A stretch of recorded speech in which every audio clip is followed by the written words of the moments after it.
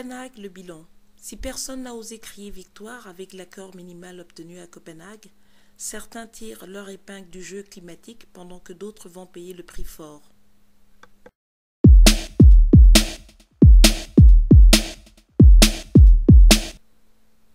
Pour les scientifiques, l'accord de Copenhague donne raison aux travaux du GIEC, c'est-à-dire le groupe d'experts intergouvernemental sur l'évolution du climat.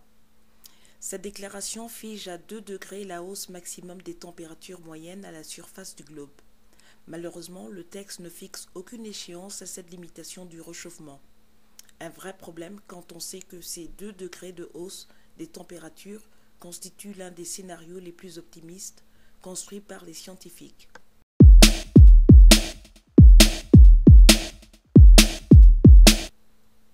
Pour les lobbies, la fête peut continuer. Plutôt discrets pendant l'ensemble de la conférence, les industriels liés notamment au pétrole ou au charbon rentrent chez eux avec la banane. Ils n'ont pas eu à se faire plus pressants pendant la négociation, tant les dirigeants des pays les plus polluants, c'est-à-dire la Chine, les États-Unis, la Russie, l'Inde notamment, avaient intégré dans leur position ces arguments économiques. Transports aériens et maritimes, eux aussi, peuvent continuer leurs affaires sereinement.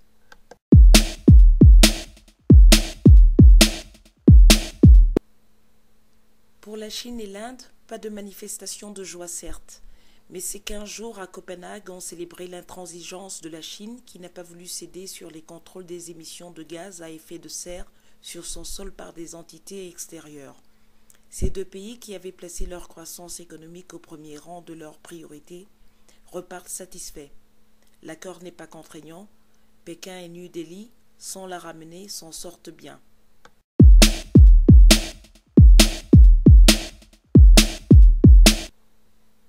Pour les États-Unis, Barack Obama est reparti avec ce qu'il voulait.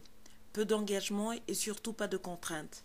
Il va donc pouvoir se présenter décontracté devant son Sénat, qui ne devrait pas froisser. Barack Obama a en effet d'autres chats à fouetter comme l'épineux dossier de l'assurance maladie.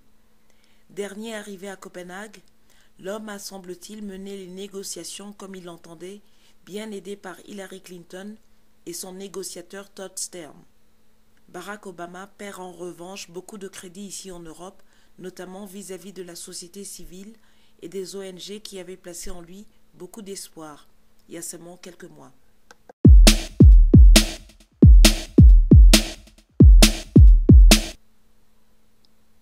Nicolas Sarkozy, le chef d'État français, n'a pas tout perdu à Copenhague.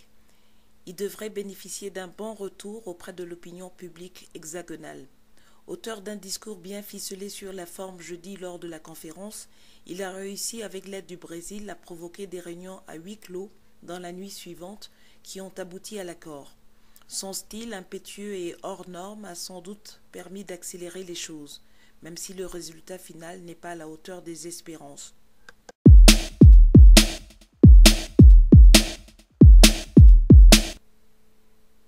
Pour les États insulaires, une augmentation de la température de plus de 2 degrés Celsius selon les scientifiques du GIEC aura pour conséquence une montée du niveau des océans qui va directement menacer et forcer à migrer les populations de ces îles dont les terres seront largement submergées.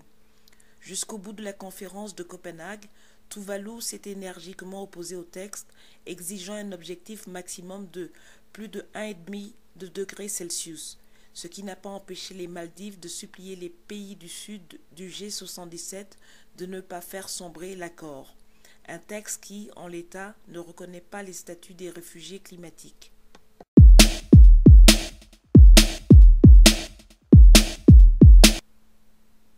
Les leaders anticapitalistes Evo Morales de Bolivie ou Hugo Chavez du Venezuela en tête ne sont parvenus à embarquer les pays du Sud, en dehors du Soudan et du Nicaragua, notamment les plus pauvres et vulnérables entre eux, malgré leurs diatribes répétées contre les États-Unis. Côté manifestants, les activistes les plus radicaux qui espéraient bloquer le déroulement de la conférence ont échoué et les altermondialistes n'ont pas mobilisé leurs troupes au niveau de ce qu'ils avaient réussi à faire contre l'OMC à Seattle il y a 10 ans ou à Gênes en Italie en 2001. Mais l'accord à minima validé à Copenhague pourrait exacerber les opposants au prochain round de négociation à Bonn ou Mexico.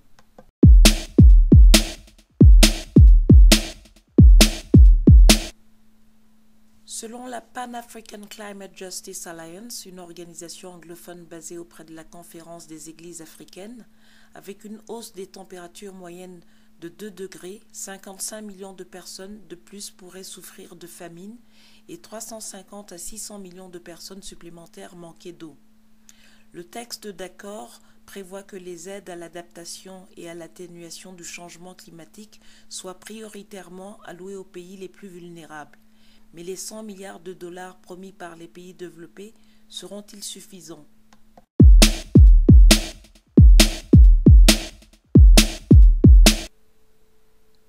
Pendant toute la conférence, le pays hôte a donné le sentiment de jouer le jeu américain, irritant les États du G77 qui l'ont accusé de faire circuler des textes sous le manteau et dénoncer un manque de transparence dans les négociations.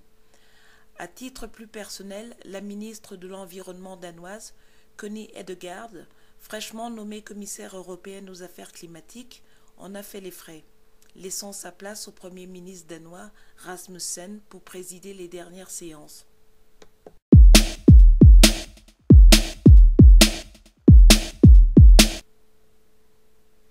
L'ONU sort forcément perdante de Copenhague puisque les négociations se sont enlisées jusqu'à l'arrivée des chefs d'État.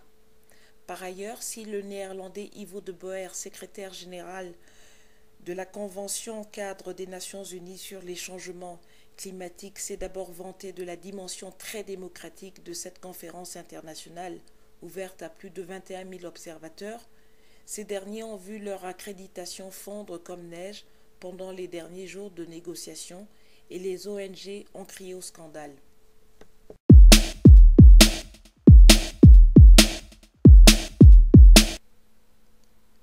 Les ONG s'étaient déplacées en force à Copenhague et ont réussi la manifestation pacifique du samedi 12 décembre. 50 000 personnes ont défilé et les incidents sont restés limités. Mais elles ont été mises sur la touche dans la dernière ligne droite et il est peu probable qu'elles puissent bénéficier d'un avenir proche d'une caisse de résonance aussi inouïe que l'a été ce sommet de Copenhague. Pour les ONG, la difficulté sera d'enrayer la démobilisation possible des militants tout en évitant le catastrophisme et l'écueil d'une radicalisation extrême.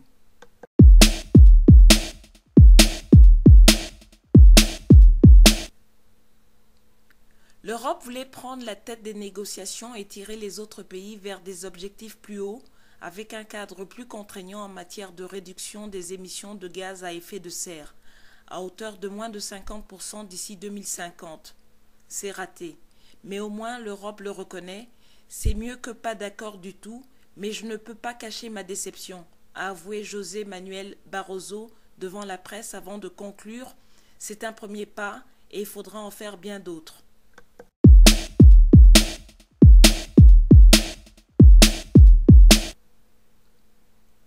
Pour les climato-sceptiques, la reconnaissance par tous les pays participants à cette conférence de la réalité du changement climatique et l'intégration dans le texte final de l'objectif de limiter le réchauffement à plus de 2 degrés Celsius est un camouflet sans précédent pour ceux qui nient encore les études de la communauté scientifique sur le climat réunie au sein du GIEC.